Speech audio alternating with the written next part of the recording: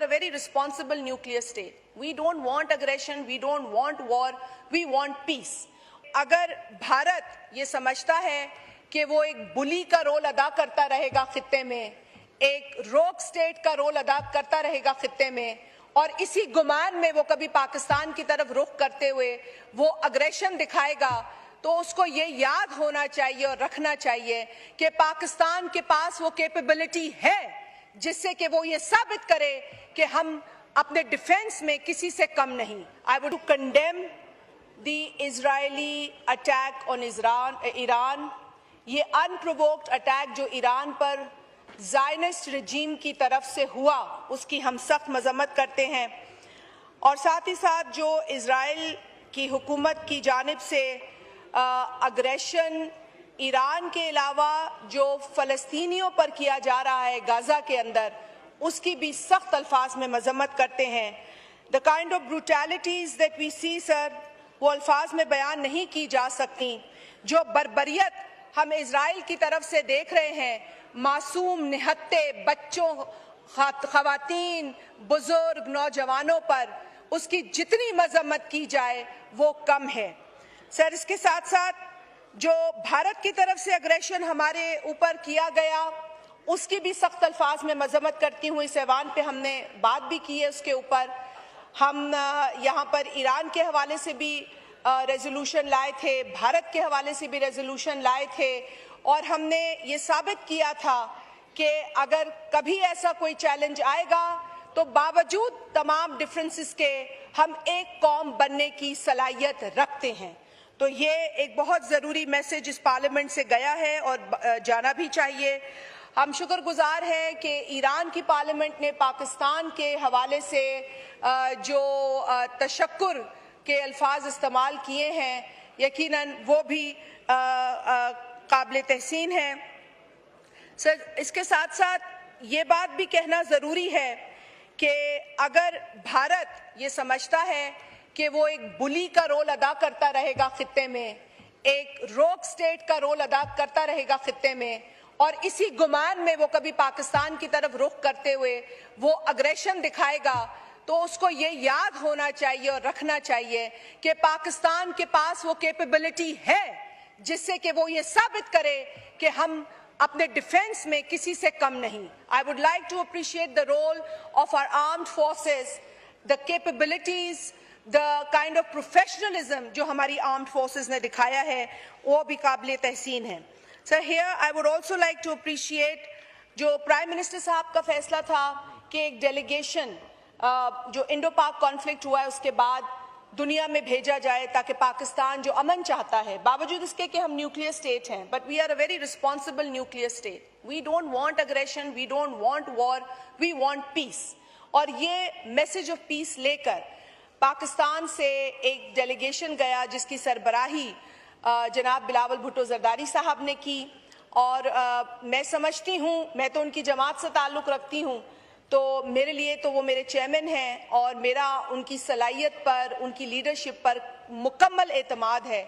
लेकिन मेरे उस कायद ने, उस लीडर ने जिस तरीके से पाकिस्तान का मुकदमा आलमी फोरम पर रखा, यूनाइटेड नेशंस के सामने पेश किया, वो काबिल तहसीन है. और उसकी मैं जितनी तारीफ करूं वो कम है, कतई नज़र इसके कि आप किसी भी पार्टी को बिलोंग करते हैं. बिलावल साहब ने कहीं पर ये नहीं कहा कि मैं पाकिस्तान पीपल्स पार्टी की बात कर रहा हूं. उन्होंने हर जगह ये कहा कि मैं पाकिस्तान की बात कर रहा हूं, पाकिस्तान का मुकदमा लड़ रहा हूं. तो हमें अपने उस नौजवान लीडर की तारीफ करनी चाहिए. अगर आज पाकिस्तान का जिक्र होता है दुनिया में कहीं भी, तो मैं और आप भी ये दिल पे हाथ रख के कह सकते हैं कि आपको ये पूछा जाता है कि आप उस मुल्क से हैं जहां से शहीद जुल्फिकार अली भुट्टो थे, आप उस मुल्क से हैं जहां से शहीद मोहतरमा बेनजीर भुट्टो थी, तो आप क्या कहते हैं? नहीं, हम उस मुल्क से नहीं है. आप फख्र से कहते हैं हम उस मुल्क से थे. तो यहाँ पर भी आपको इस बात की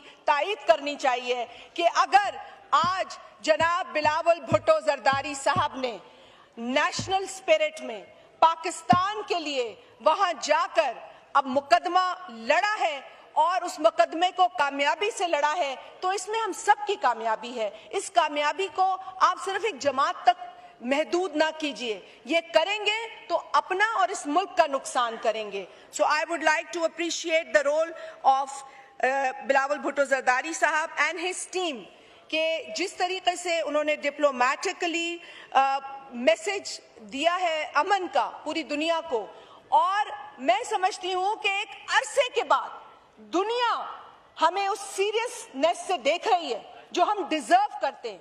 हम डिजर्व तो करते थे क्योंकि एक दिहाई से हम टेररिज्म के खिलाफ लड़ रहे हैं, 90,000 लोग हमारे शहीद हुए हैं, पे दर पे हमले हमारे बच्चों पे हो रहे हैं, मसाजिद पे हो रहे हैं, स्कूल्स पे हो रहे हैं, बाजारों में हो रहे हैं। तो विक्टिम्स तो हम हैं, लेकिन अपना केस जिस तरीके से पेश करना चाहिए वो भी एक सलाहियत है, और आपको मानना पड़ेगा कि ये सलाहियत वाकईतन बिलावल साहब में है।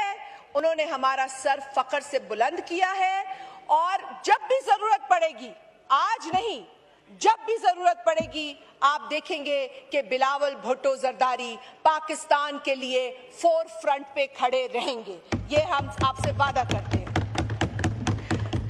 इसके साथ उनकी काबिलियत और सलाहियत सबने देखी। यूनाइटेड नेशंस हो, ओआईसी के साथ भी उन्होंने बात की, ओआईसी के फ्रंट पे भी उन्होंने गाजा में होने वाली तमाम ब्रुटैलिटीज को कंडेम किया, यूनिटी का मैसेज दिया, और फिर जो भारत अग्रेशन कर रहा है, दिखा रहा है अपने मुल्क के अंदर जो माइनॉरिटीज के साथ कर रहा है, और फिर जो मकबूजा जम्मू और कश्मीर के अंदर जो बर्बरियत कर रहा है, उसको भी बेनकाब किया उस फोरम पर। और मैं समझती हूँ कि एक जानिब हमने देखा कि भारत का एक डेलीगेशन था जो यूं तो 26 लोगों की जो हलाकत थी उसको जवाब बनाकर पहले पाकिस्तान पे हमला करता है और फिर दुनिया में मैसेज देने जाता है, लेकिन हमने उनके डेलीगेशन को मौसीकी में भी मसरूफ देखा, हमने उनको गाना बजाते गाते भी देखा।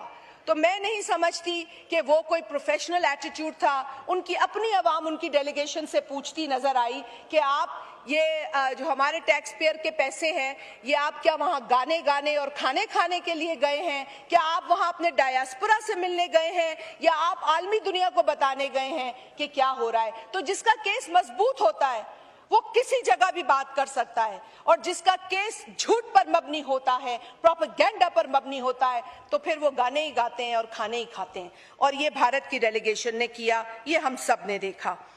सर, मैं एक बात और जो बिलावल साहब ने बड़ी मैं समझती हूँ कि पुरजोश तरीके से रखी दुनिया के सामने, वो है इंडस वाटर ट्रीटी का मामला। इंडस वाटर ट्रीटी को एक हथियार के तौर पर भारत यूज कर रहा है। उसकी सस्पेंशन, जो कि वो उसकी हैसियत नहीं है कि वो सस्पेंड करे, वो वायलेट करने की हैसियत नहीं रखता, लेकिन ये ऐलान करने का मतलब है कि आप उसको एक हथियार के तौर पर यूज कर रहे हैं, और आप जो हमारे पाकिस्तान की 24 करोड़ तकरीबन 240 मिलियन आबादी है, आप उसको धमकी दे रहे हैं।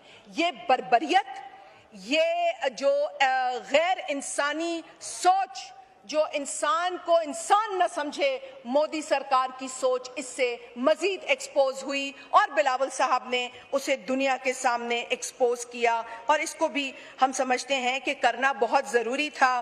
Sir, Pakistan welcomed ceasefire, but Pakistan to date desires कि सीज फायर सस्टेन हो, अमन हो, और बिलावल साहब का ये खूबसूरत मैसेज कि ना यहाँ का नौजवान जंग की तरफ जाए, ना वहां का नौजवान जंग की तरफ जाए। हो गई जितनी जंगें होनी थी, कॉन्फ्लिक्ट्स होने थे, अब दुनिया को अपनी अपनी पॉपुलेशन, अपनी अपनी जनरेशंस को संभालना है। So let's not leave the legacy of war to our future generations, and I think this is a message of peace, this is a message of prosperity।